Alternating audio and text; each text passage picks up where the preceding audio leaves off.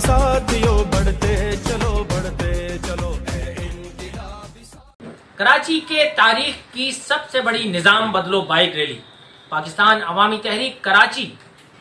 जैसा कि बताया जा रहा है, इस बाइक रैली का मकसद कराची की खुशहाली और करप्ट निज़ाम का खात्मा है।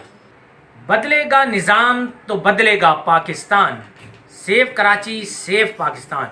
पाकिस्तान अवामी तहरीक कराची के कायदीन का कहना है, मुख्तलिफ शोबाहाए ज़िंदगी से ताल्लुक़ रखने वाले वो तमाम अफराद जो तब्दीली के ख्वाहिशमंद हैं और इस करप्ट निज़ाम को समंदर बुर्द करना चाहते हैं, बेदारी शऊर की इस निज़ाम बदलो बाइक रैली का साथ दें, पाकिस्तान अवामी तहरीक का साथ दें।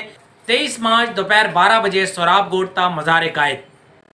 इनक़िलाबी साथियों बढ़ते चलो इनक़िलाबी साथियों बढ़ते चलो।